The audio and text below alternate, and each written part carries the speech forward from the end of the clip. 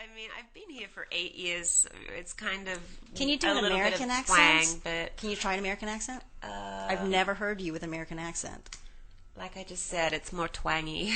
No, she actually. I don't hear your Australian accent as thick. It sounds like it's mellowed a little. Yeah, it's definitely grown more American, but it's still there.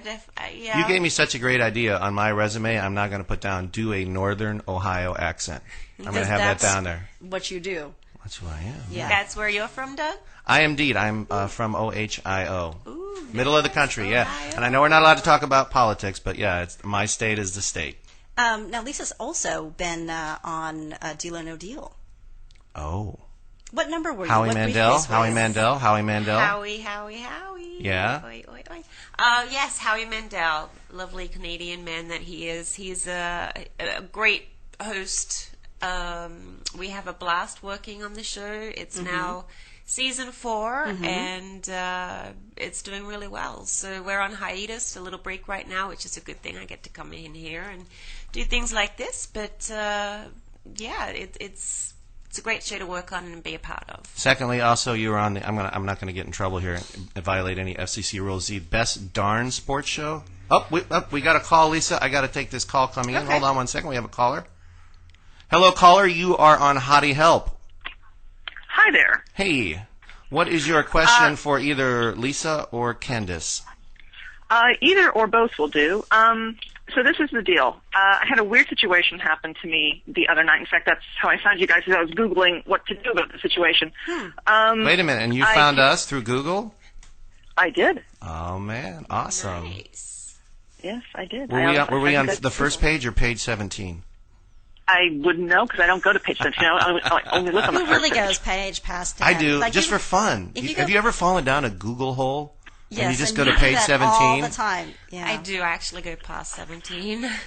See? I think you're obsessed if you go past page 10. But anyways, caller, go ahead. Okay.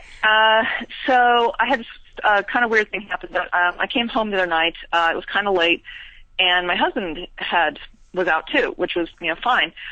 Come home, and I did lock the door behind me.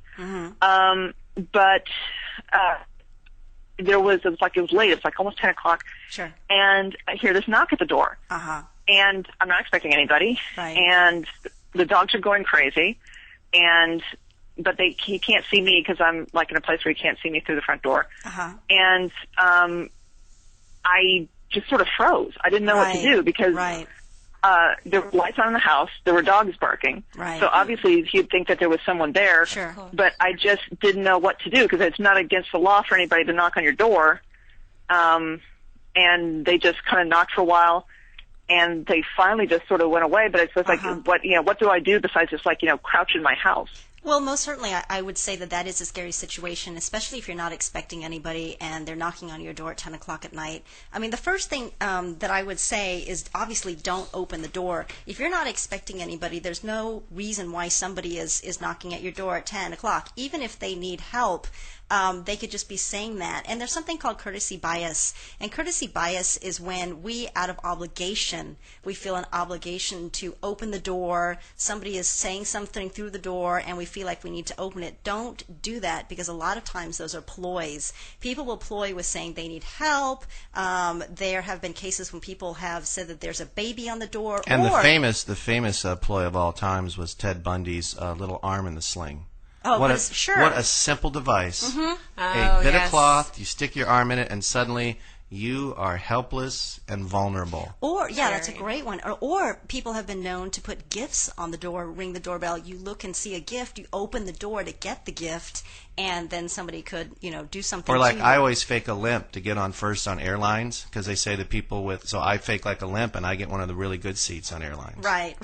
And and never indicate if you are home alone. One of the worst things that you could do is to yell through the door and say, I'm not going to open the door because my husband's not home right now and I'm by myself. Yeah. As foolish as that seems, it is quite foolish. Yes, but you can see somebody doing that. And if you're in an apartment and somebody is ringing your buzzer and saying that, they're trying to see so-and-so and they're buzzing you by accident, obviously don't buzz them in. I mean, take care to be careful about people also that are around you that are in your apartment as well, aside from you. You have no obligation, you have no courtesy bias to open your door or allow somebody access into your apartment complex. And it's also a good idea to kind of know your next door neighbors and be aware of the people that kind of like live close within your apartment. Sure, become friends with everybody. Yeah. And you guys can watch out for each other. Does that help, caller? That does indeed. Thank you so much. Oh, thank you. Thank you for calling. Be safe. Thanks.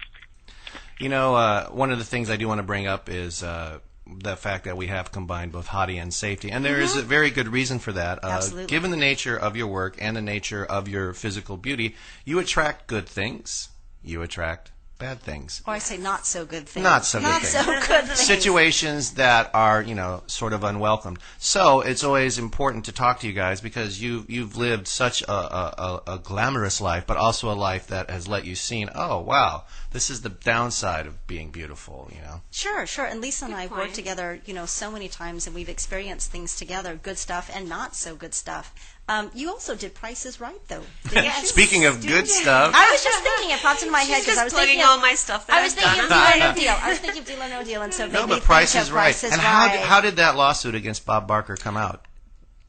No comment, but I Wait, actually, were you on the Bob Barker one, or were you on Yes, the? Oh, you were on the Bob I Barker But one. it was was a the Barker new. beauty, You were a but- new Barker You beauty. were a Barker not the- beauty. You weren't the like from the old time. Well, they were in the process of looking for fresh faces, Right. and I came along. And Well, who was the host? Drew Carey or Bob Barker? It was Bob Barker. It was Bob at the Barker. time. Okay. But he, while I was working there, I had a fantastic time, no problems. But now it's all Howie.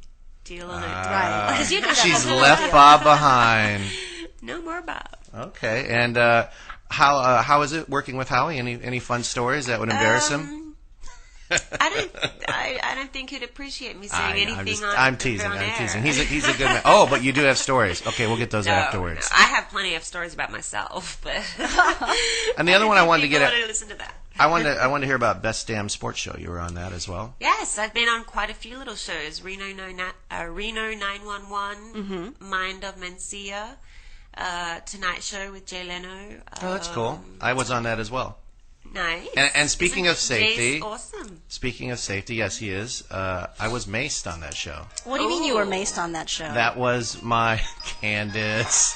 Here's a HOTTIE help tip about safety. Turn your cell phone I off know. when you're on the radio.